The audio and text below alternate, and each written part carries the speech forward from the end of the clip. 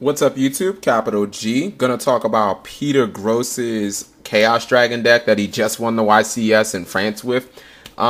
It's pretty interesting that we had two completely different versions of the Light and Darkness Dragon type theme deck, whether it be Dragon Sworn or Chaos Dragons, using the same essential cards, almost all Fountain starter decks, and it's just like they just took the Yu-Gi-Oh world by storm. It's almost, it's like, did this deck become broken on Thursday and no one knew about it except for two people? It's ridiculous.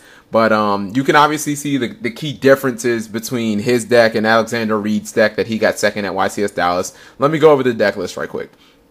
Obviously, it's Chaos Dragons. He's got 3 copies of Dark Flare Dragon, 3 copies of Light Pulsar Dragon, 3 copies of Chaos Sorcerer, 3 copies of both Lila and Ryko for his Lightsworn engine, 3 copies of Eclipse Wyvern, 2 copies of Card Trooper, 3 copies of Tour Guide from the Underworld and Thunder King Ryo. Then he's got his big monsters, his one-ubs. You've got Gores, Dark Arm Dragon, Trigodia, Sangan goes with the Tour Guide set, 1 copy of BLS, 2 copies of Red Eyes Metal Darkness Dragon, and then the spells, 1 Monster Reborn, 1 copy of Heavy Storm, 1 charge of the Light Brigade, 1 copy of Allure Darkness, 1 Dark Hole, and then he finally finishes it with 3 copies of Solar Recharge. So first thing, no trap, although Alexander Reed only ran 1 trap, so it's not like it's going to be that big of a difference.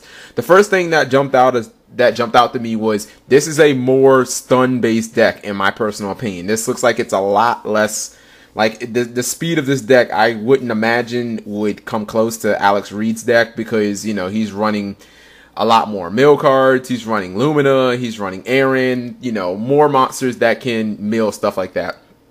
Okay, so he's running 3 copies of Thunder King Ryo and 3 copies of Tour Guide. Reed didn't run either one of these. Now, I think that these are his way of having those good standalone monsters. I mean, they're both pretty good summons turn 1. If he has Sangan or if he has Tour Guide, I mean, he can essentially just go into something like a Zen Mains and just sit until he has the right opportunity.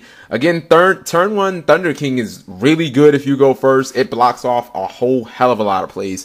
And then he has 3 copies of Dark Flare Dragon, which I've seen a lot of people only run as a one-up, but I guess he just wanted more cards to be able to pull from the graveyard when Light Pulsar dies. Like, if for some reason he doesn't have that Red Eyes, then obviously he has another card which can send more stuff to the graveyard. And I mean, even at worst, it's still a 2400 beater. So, his deck seems to be more chaos oriented. I know that sounds weird.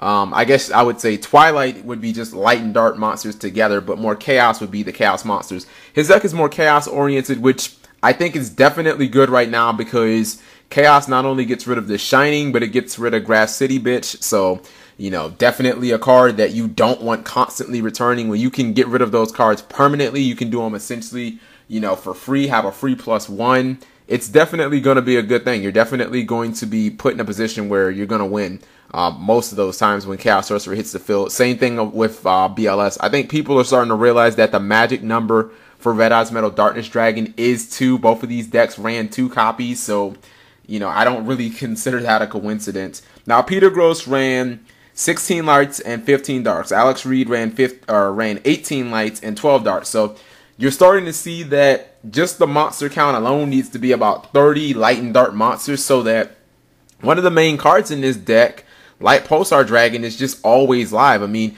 this is the card that makes that wall with Red Eyes. This is the guy that when it's killed, you get this, and then Red Eyes gets Light Pulsar right back, and it can become silly. And a card like Bottomless Trap Hole, which has seen absolutely no play this format, it's fallen off it's basically fallen off the mat. Although I'm not sure how much it would really hurt this deck, because he's got 3 copies of Lila, he's got 3 copies of Ryko. I would imagine he's going to use those solely to pick off back row cards. Even if you bottomless a Chaos Sorcerer, he's going to get that +1 anyway. So he's not really in that bad of a situation. But yeah, since bottomless is falling off the end of the earth, Light Pulsar Dragon is so much better. Now I would think that this deck isn't nearly as fast, which is why he probably isn't running something like Future Fusion, which again, that was a little shocking to me. But I mean, I wouldn't say that it's an absolute necessity. I mean, a lot of his moves are going to be based around, doing his chaos plays, removing stuff for Light Pulsar Dragon, removing things for Red Eyes Metal Darkness Dragon, and then he also has Tour Guide, so he's going to be able to abuse the hell out of Leviair, which I'm actually surprised he didn't run 2 of, but, you know, that's not really the point. And again, Team Whirlwind taught us that we do have a couple of nice extra deck plays where you can make Beetle, you can equip the Light Pulsar Dragon, blow your Light Pulsar Dragon, and you will still get your effects, so I'm assuming that's why he did it. The one thing that is kind of interesting is that he only ran 6 Light Sworn cards, but he ran the 3 Solar Recharges plus a charge, so... You know, I think maybe you can get a little clunky there, but, you know, if it worked for him, I think that it definitely worked for him. I like his extra deck, or excuse me, I like his side deck. I mean, if it's a hand trap, he sided it. You know, he's got 3 DD Crow, he's got 3 copies of Effect Veiler, 3 copies of Max C, and 3 copies of Electric, or 2 copies of Electric Virus. So it was like, in a sense, he was saying, you know, you don't really know what I'm going to do turn 1. You probably don't have any cards to stop this deck turn 1 or game 1. So when we get to game 2, if you're playing something like Wind-Ups, I'll side in my Maxis. If you're playing in Sectors, I'll side in my Effect Veiler set. If you're playing Dark World, I'll side in my DD Crow set. Like, you know, if I happen to play Rabbit, I'll side in my Electric Viruses. He had all the decks covered for the most part. I mean, outside of something like, you know, Hero Beat, which he wouldn't side any hand traps in, he'd probably side the MSTs. Like, he had 3 go-to cards. He had a hand trap for every single deck in the meta that he was probably going to face. You know what I mean? Even the not so likely mirror match, which it's going to be likely as shit now, that two Chaos Dragons basically dominated the 2 YCS on the same day. So let me know what you guys think about his deck. I think it's a really good, interesting deck. I mean, again, it doesn't have the speed that Alexander Reed's deck have, but I think that he could easily still compete. I mean, this deck seems like it might have a better Rabbit match where you've got the 3 copies of Ryo, you've got the 3 copies of Raikou. I mean, you know, Doka is not really going to do a whole lot against this deck when he's got all these Dark Flares and all these fucking Chaos Sorcerers which can suicide and stuff like that. So, yeah, definitely a good week for Chaos Dragons and just the Chaos Dragon engine. So big ups to him. Congratulations, Peter Gross. Thank you guys for watching.